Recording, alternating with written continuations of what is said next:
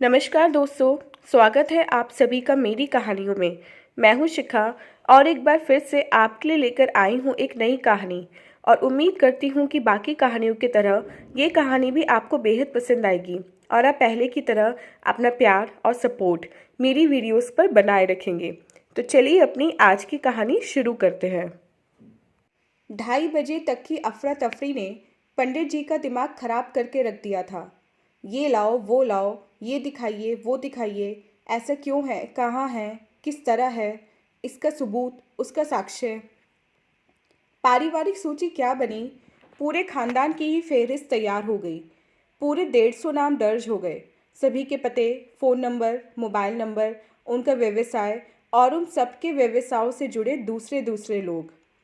पंडित खेलावन ने बेटी की सगाई पिछले माह ही की थी। उन्हें डर था कि कहीं ऐसा कुछ न हो कि उनके संबंधों पर आँच आए, सो कह उठे, देखिए शर्मा साहब, आपको मेरे परिवार और मेरे धंधे के बाबत जो कुछ पूछना और जानना है पूछिए, किंतु मेरे समधी को इसमें ना घसीटिए प्लीज़। बेटी के विवाह का मामला है, कहीं ऐसा न हो कि। पंडित खेलावन को बीच में टोकते हुए शर्मा जी बोले, देखिए पंडित जी, जिस तरह से आपको अपने संबंधों की परवाह है उसी तरह मुझे भी अपनी नौकरी की चिंता है। यह सब तो आपको बताना ही होगा। आखिर आपका, आपके व्यापार का किस किस से और कैसा कैसा संबंध है, यह मुझे देखना है और यही मेरे काम का पार्ट है। तमाम जानकारियां दर्ज कर शर्मा जी लंच के लिए बाहर निकल गए थे, किंतु पीछे अपनी पूरी फौज छोड़ गए थे। घर के हर सदस्य पर पैनी नज़र रखने के लिए आयकर विभाग का एक एक कर्मचारी मुस्तैद था। पलंग पर निढाल हो पंडित खेलावन ने सारी स्थितियों पर गौर करना शुरू किया। आयकर वालों की ऐसी रेड पड़ी थी कि छिपने छिपाने की तनिक भी मोहलत नहीं मिली। यह शनि की महादशा ही थी कि सुबह सुबह हुई दस्तक ने उन्हें जैसे सड़क पर नंगा लाकर खड़ा कर दिया हो।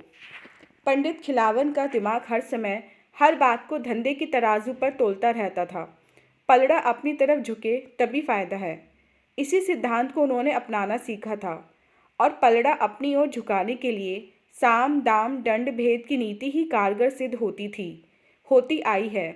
इसलिए पूरे जीवन को उन्होंने धंधे की तराजू पर तोला था। मुझे नहीं खाना कुछ भी, कहकर पंडित खेलावन ने थाली परे सरका दी। हमारी तो तकदीर ही फूटी थी जो ये दिन देखना पड़ रहा है, पत्नी ने पीड़ा पर मरहम लगाते हुए कहा। मैं ना कहती थी कि अपने दुश्मनों से होशियार रहो। कहने को भाई हैं तुम्हारे माँ जाए, पर है ना नास पीटे, यह सब कुछ उन्हीं का किया धरा है नहीं तो। कहते कहते पंडिताइन सिसक सिसक कर रोने लगी। देख लूँगा, एक एक को देख लूँगा, किसी को नहीं छोड़ूंगा। मुझे बर्बाद करने पर तुले हैं, उनको भी आबाद नहीं रहने दूंगा। क्या मैं उनकी रग रग को नहीं जानता हूँ कि उनकी औलादें क्या क्या गुल खिलाती फिरती हैं। मेरे मुंह खोलने की देर भर है, सब लपेटे में आ जाएंगे। पंडित जी जोर जोर से चिल्ला रहे थे। वे जानते थे कि दीवार के उस पार ज़रूर भाइयों के कान लगे होंगे। भाभीियों को चटकारे लेने का आज अच्छा मौका जो मिला था। आयकर जांच अधिकारी ने लंच से लौटते ही एक एक चीज़ का मूल्यांकन करना शुरू किया। पत्नी के कान नाक को भी उन्होंने नहीं छोड़ा। हर चीज़ सामने आनी चाहिए, सोना चांदी हीरा मोती, नकदी, बैंक बैलेंस, ज़मीन जायदाद, फैक्ट्री, दुकान, घर, मकान, कोठी बंगला, खेत खलिहान, सब कुछ नामे या बेनामे। ज्यों ज्यों लिस्ट बढ़ती जा रही थी त्यों तो पंडित खेलावन का दिल बैठता जा रहा था। कोई जगह, कोई कोना, कोई तहखाना नहीं छोड़ा था रेड पार्टी ने। हर कमरे की तलाशी, गद्दों तकियों को छू दबाकर देखा तो देखा, दीवारों के प्लास्टर को भी ठोक बजाकर देखने से नहीं चूके। पंडित जी कुछ कहने को होते तो शर्मा साहब उन्हें बीच में ही रोक देते। हम अच्छी तरह जानते हैं कहाँ क्या हो सकता है। टैक्स बचाने के चक्कर में आप लोगों का बस चले तो क्या कुछ नहीं कर सकते। आखिरी कमरा बचा था अम्मा वाला। शर्मा जी ने कहा, इसे भी देखना होगा। इसमें क्या रखा है? बूढ़ी माँ का कमरा है। जाओ जाओ, अब उसे भी देख लो, कोई कसर बाकी नहीं रहनी चाहिए पंडित जी की इज्जत का फलूदा बनाने में। झल्लाट में पंडित खेलावन बड़बड़ा रहे थे। समाज में इज्जत बनाने के लिए और बाजार में अपनी साख कायम रखने के लिए पंडित खेलावन ने क्या क्या नहीं किया था। थोड़ी बहुत राजनीति में भी दखल रखने का इरादा था। इसलिए उन्होंने हाथ जोड़कर नमस्कार करते हुए अपने एक चित्र को पर्चे पर छपवाया और इस खूबसूरत पर्चे को शहर के कोने कोने में चस्पा करवा डाला था। गली मोहल्ला, टैक्सी, जीप, बस और रेल के डब्बों में भी उनकी पहचान कायम थी। सब कुछ धो डाला है आज के मनहूस दिन ने। हो न हो कहीं ये सामने वाली पार्टी की करतूत तो नहीं। हो भी सकता है क्योंकि अभी वह पार्टी पावर में है। उनका मानना था कि अगले चुनाव में केंद्र वाली पार्टी ही राज्य में भी आएगी, इसलिए उससे जुड़ना ठीक होगा। पर इस बार के अनुमान में वे गच्चा खा गए। अम्मा 80 को पार कर रही थी। इस आयु में तो हर कोई सठिया जाता है। बात बात पर बच्चों जैसी जिद। अब वह क्या जाने कि ये आयकर क्या होता है। वह तो जिद पर अड़ी हैं कि अपने कमरे में किसी को नहीं आने देंगी। आँख से भले ही पूरा दिखाई ना देता हो, पर किसी बच्चे के पैरों की आहट भी सुनाई दे जाती है तो कोहराम मचा देती हैं, रोने लगती हैं। उन्हें अकेले पड़े रहना ही सुहाता है। अब अम्मा को कौन समझाए कि ये रेड पार्टी वाले जो ठान लेते हैं करके ही दम लेते हैं। उन्हें तो ये कमरा भी चेक कराना ही होगा। शर्मा जी समय की नजाकत को जानते थे और जांच पड़ताल के दौरान किसके साथ कैसा व्यवहार करके जड़ तक पहुंचना है खूब जानते थे। उन्होंने सभी को रोककर अकेले अम्मा के कमरे में प्रवेश किया। अम्मा, पाँव लागूं। कैसी हो अम्मा जी? बहुत दिनों से सुनता था कि बड़े बूढ़ों का आशीर्वाद जीवन में पग पग पर कामयाबी देता है। क्या ऐसा वरदान आप मुझे नहीं देंगी? बेटा, सब करनी का फल है। आशीषों से क्या होता है? पर तुम हो कौन? सुबह से इस घर में कोहराम मचा हुआ है। क्यों परेशान कर रखा है मेरे बच्चों को? अम्मा के शब्दों में तल्खी भी थी और आर्तनाद भी, जैसे वे सब कुछ जानती समझती हूँ। शर्मा जी ने अम्मा को जैसे समझाने का प्रयास किया। हम लोग सरकारी आदमी हैं अम्मा। हमारा काम है गलत तरीकों से कमाए गए रुपयों पैसों की पड़ताल करना। खरी कमाई पर खरा टैक्स लेना सरकार का कायदा है। अब देखिए ना अम्मा जी, मैं ठहरा सरकारी मुलाजिम। मुझे आदेश मिला है कि पंडित खेलावन पर टैक्स चोरी का मामला है, उसकी छानबीन करो। सो आदेश तो बजाना ही होगा ना। अब बताइए अम्मा, इसमें मेरा क्या दोष है? जो खरा है तो खरा ही रहेगा। पंडित जी ने कोई गुनाह किया नहीं है तो उन्हें सज़ा कैसे मिल सकती है?